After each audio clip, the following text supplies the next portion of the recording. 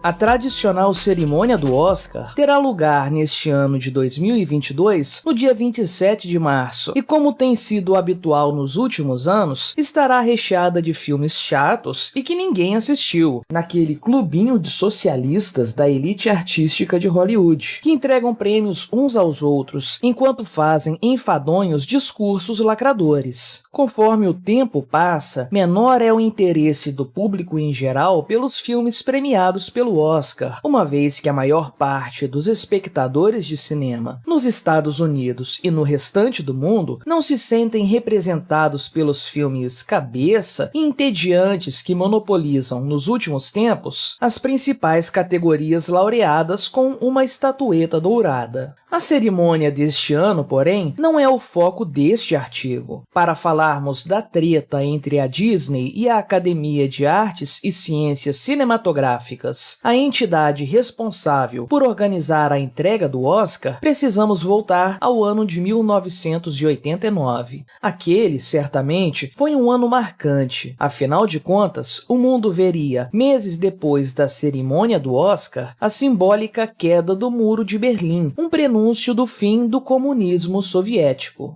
Para o mundo das artes cinematográficas, alguns acontecimentos de 1989 merecem destaque. O Oscar daquele ano foi o primeiro a substituir o clássico, e o vencedor é pelo atual e sem graça, e o Oscar vai para, supostamente, significando que todos os filmes indicados para a premiação já seriam vencedores. Naquele ano também, a Biblioteca do Congresso dos Estados Unidos selecionou o filme Branca de Neve e os Sete Anões, o clássico da Disney de 1937, para preservação no National Film Registry. E nós já voltaremos a falar desse filme daqui a pouco. Porém, o que importa nesta análise de hoje é o fato de que o ano de 1989 seria o primeiro a ver a cerimônia do Oscar ser realizada sem um apresentador, algo que hoje em dia já não causa tanta estranheza, uma vez que tal escolha artística foi repetida em outras ocasiões recentes. A academia sentia a necessidade de revigorar a cerimônia, que parecia perder o interesse dos espectadores a cada ano. Para isso, para além de inovarem, extinguindo a função de apresentador para a cerimônia daquele ano, os executivos designaram o produtor Alan Carr para a importante tarefa de redesenhar e modernizar o evento. Como ficou evidente logo nos primeiros minutos da cerimônia, Alan Carr fracassou miseravelmente em seu intento. A cerimônia do Oscar de 1989 é considerada de forma quase unânime como a pior de todos os tempos, dadas as trapalhadas artísticas idealizadas pelo produtor e protagonizadas por uns pobres coitados que viram suas carreiras manchadas para todo o sempre num evento de mau gosto que envergonhou os presentes, os espectadores e a academia, e que arruinaria a carreira de Alan Carr de forma irreparável. Numa mistura psicodélica de teatro infantil e musical de quinta categoria, os primeiros minutos da cerimônia contaram com coisas vergonhosas, como pessoas vestidas de estrelas de isopor dançando de forma desencontrada e atores idosos sendo levados e tirados do palco de maneira pouco cuidadosa, enquanto que outros quadros da exibição ainda fariam profecias a respeito de futuros astros do cinema que se mostrariam completos equívocos nos anos seguintes, além de piadas e tiradas de extremo mau gosto, protagonizadas por artistas de reputação duvidosa. A grande tragédia daquela noite, porém, não foram as estrelas com pernas que adentraram o palco da cerimônia logo no início, e sim quem veio logo atrás delas, Branca de Neve em pessoa. Ou melhor, uma atriz que ninguém conhecia e com uma voz irritantemente aguda, vestida como a Branca de Neve, de acordo com a representação de 1937 da Disney, berrando as notas mais agudas já ouvidas na TV até então e caminhando de forma vergonhosa entre os artistas que compunham o público da cerimônia naquela noite. O constrangimento geral é palpável e certamente todo mundo já sabia, nos primeiros 30 segundos da apresentação, que a vaca da academia tinha ido pro brejo. As reações que se sucederam à desastrosa cerimônia do Oscar foram as mais revoltadas que se possa imaginar. Atores envolvidos na apresentação classificaram-na posteriormente como um grande erro em suas carreiras. E já na manhã seguinte, 17 artistas renomados assinaram e publicaram uma carta que classificava a cerimônia como uma vergonha para a academia e para toda a indústria cinematográfica. Revoltas e protestos generalizados se seguiram, mas a reação mais acalorada, certamente, foi a da toda poderosa Walt Disney, que basicamente decidiu processar a academia. O motivo? Simples. A academia utilizou a imagem da Branca de Neve sem autorização da Disney.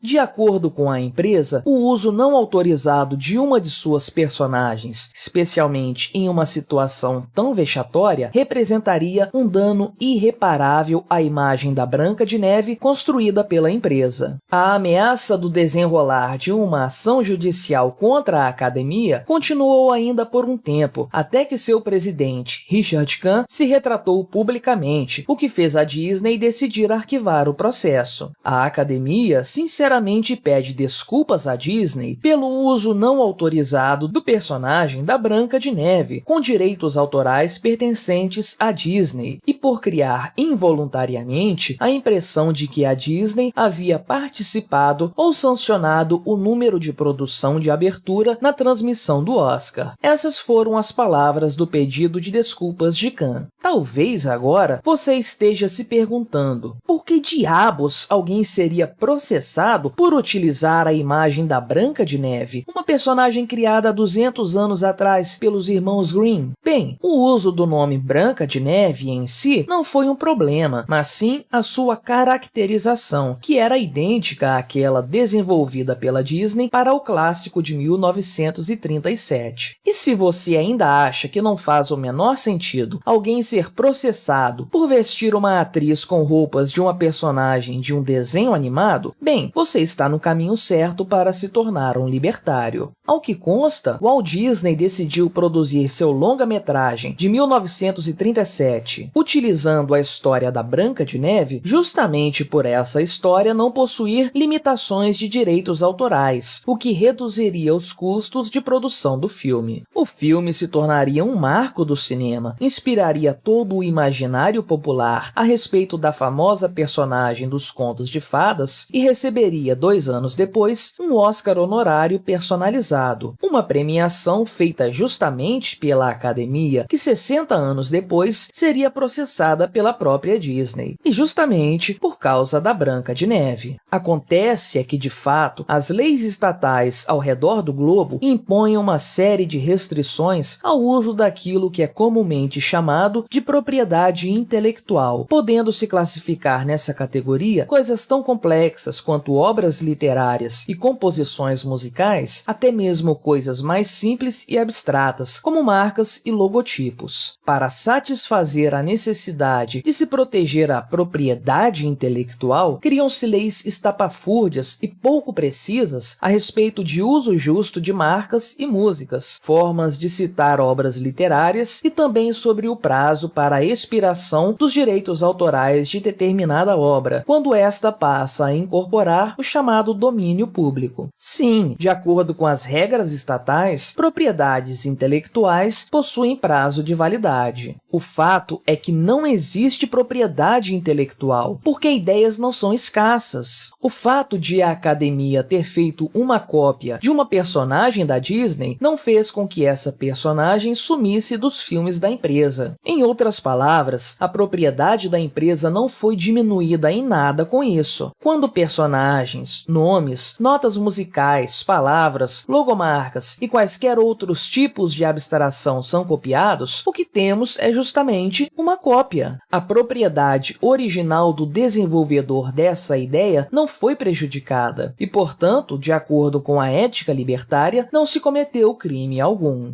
A existência de leis de direitos autorais e copyright é um completo absurdo, pois tais leis, além de punirem crimes inexistentes, violam a propriedade de outros indivíduos. Quando o Estado proíbe alguém de, por exemplo, copiar um livro, o Estado está dizendo que esse alguém não pode, usando suas impressoras, suas tintas e seu papel, fazer o que bem entender com eles. Ou seja, o Estado concede poder ao suposto proprietário de uma ideia de determinar como todas as outras pessoas poderão utilizar sua propriedade privada, impedindo-as de imprimir, desenhar, pintar, projetar ou de qualquer outra forma mimetizar sua criação intelectual. A cerimônia do Oscar de 1989 foi uma vergonha artística que dificilmente será superada. Os envolvidos em sua produção caíram no ostracismo e o evento se tornou piada até mesmo entre membros da academia nos anos subsequentes. Porém, mais vergonhoso do que a vexatória premiação daquele ano é o fato de que o Estado permite que alguns indivíduos, como os executivos da Disney, acionem judicialmente outros indivíduos sob a alegação de violação de propriedade intelectual, ainda que por simplesmente fantasiar uma pobre atriz com roupas iguais à de um personagem de um filme lançado 60 anos antes, e ainda que a propriedade de tal indivíduo, no fim das contas, sequer tenha sido prejudicada. Obrigado por sua audiência. Se você gostou deste vídeo, deixe o seu like e o compartilhe